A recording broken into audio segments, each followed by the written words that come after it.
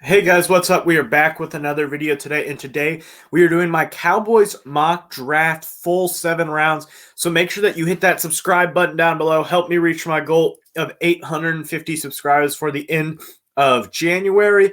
Like this video if you enjoy it. Comment all your thoughts and opinions down below as well, whether you like or dislike my picks going on in this video. So make sure that you put your picks down below as always. So let's get started with today's video. So with the first round pick, number 26 overall, I have the Cowboys selecting Michael Mayer, the tight end out of Notre Dame. I think that the Cowboys really could use a tight end mainly because because Dalton Schultz could leave in free agency due to his contract coming up at the end of the season. So I think that it's better to be able to draft a tight end, a really dynamic tight end in Michael Mayer, than have to sign a guy back and pay him $10-15 million a year. I think that this could definitely be the cheaper way to put it. I don't know if Cowboys fans are as big of a fan about this pick as I am, but I think that Michael Mayer really is a steal. I really think that he is a top 10 level pick as well. So getting him at number 26 is a steal. Obviously, if the Cowboys re-sign Dalton Schultz, this is not the pick that I would make, but it is the pick that I did make. So on to the next pick. I have with the second round, pick 57, I have the Dallas Cowboys selecting Drew Sanders, the linebacker out of Arkansas. Drew Sanders, I really think, is going to be pretty high on the Cowboys board, especially because of the Jerry Jones connection to Arkansas. Drew Sanders playing at Arkansas, as you can obviously see in the picture. So I think that connection really does help his draft stock and possibility of landing in Dallas.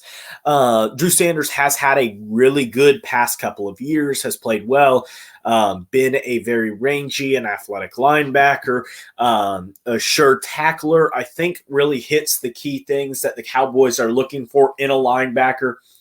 I think that the linebacker depth definitely could be helped. Maybe he's able to replace Leighton Vander Esch. I think that is a possibility, depending on how good the Cowboys view Jabril Cox and his development as a linebacker for them.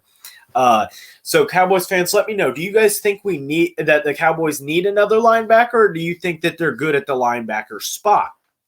So moving on to the next pick, we will head into the third round. With round 3, pick number 91, I have the Dallas Cowboys selecting running back Sean Tucker out of Syracuse. Once again, don't come down my throat and stuff like that. I think that the Cowboys really could use some new blood at that running back position. Let go of either Tony Pollard or Zeke. I would probably say let go of Zeke. But I think that getting some new blood in there and stuff like that would be important. Sean Tucker, one of the best running backs in this draft class. And I really don't think that the Cowboys have too many specific needs in order to address. So I think running back, even though it's not a high priority, I think it could be with not too many specific needs in this certain draft area. With some of the positions that the Cowboys may need more of, if you need another cornerback or another interior offensive lineman, there just really wasn't anybody available at this pick. So I'm sorry if any Cowboys fans really wanted somebody else. There was really just no good prospects available at that pick. Moving on to the next round, the Cowboys don't have a fourth-round pick, but in the fifth round, I have them selecting Ronnie Hickman, the safety out of Ohio State.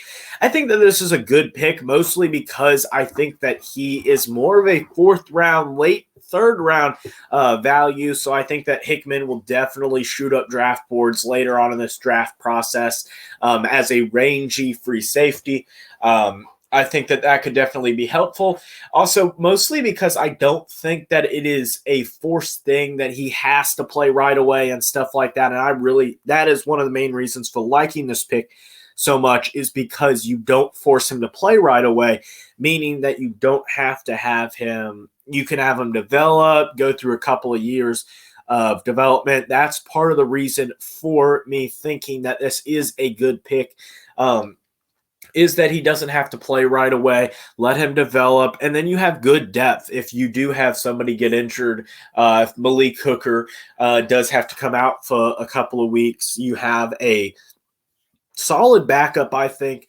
And that is definitely a good thing to have and very important to have, if I would definitely say.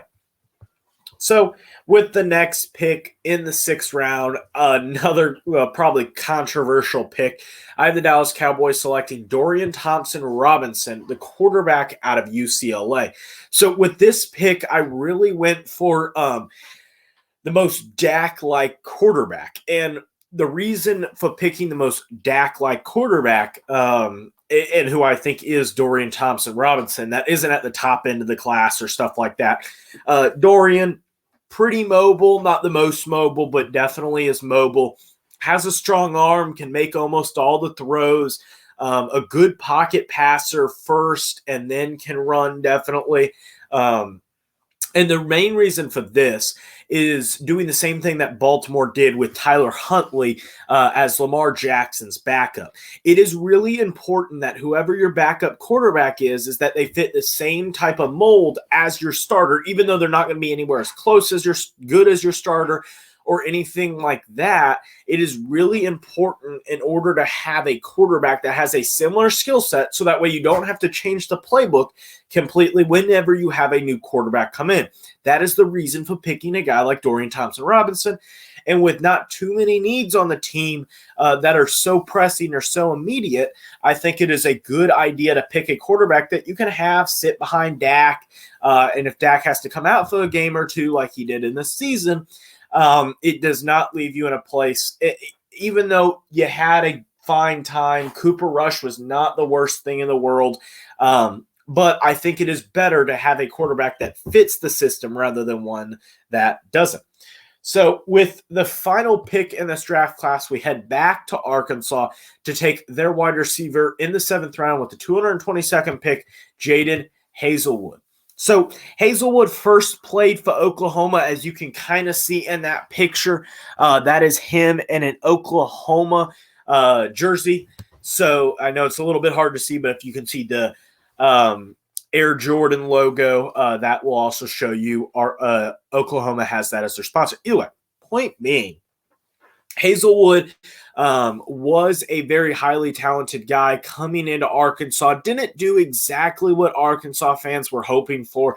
A little bit of a disappointment, but definitely a very good and star player possibility that could have some potential going into later years and just being able to develop. So a lot of this draft class, I was really going best player available, who can help the Cowboys the most going into future years, helping out the future and not just now, as the Cowboys look to have a playoff run this upcoming playoff season as they play the Bucs tomorrow, or not tomorrow. They play them this weekend. And then we'll see where it goes. I think that a lot of that could change depending on what happens in free agency. Obviously, you're not going to take Michael Mayer in the first round if Dalton Schultz is back. But if he isn't, Michael Mayer is a really good selection. So to wrap it up, with the first round pick, 26 overall, I picked Michael Mayer. With number 57 overall, I picked Drew Sanders. 91 overall, I picked Sean Tucker. 126, I picked Ronnie Hickman. 157, Dorian Thompson-Robinson. And at 222, I picked Jadon Haselwood. So that is going to wrap up my mock draft for today. Make sure that you put your thoughts and comments down below. Like or even dislike the video if you don't enjoy it. But make sure that you respond. Tell me why you liked it or disliked it. That is much appreciated. So also tell me if you like the new format. I've done it a couple of times. Tell me whether you like it or not. Whether you want visual aids or not. I know a couple people have suggested it, but let's see from the rest of you guys. So that wraps up today's video. As always, make sure you hit the subscribe button up here and the 2 videos down below.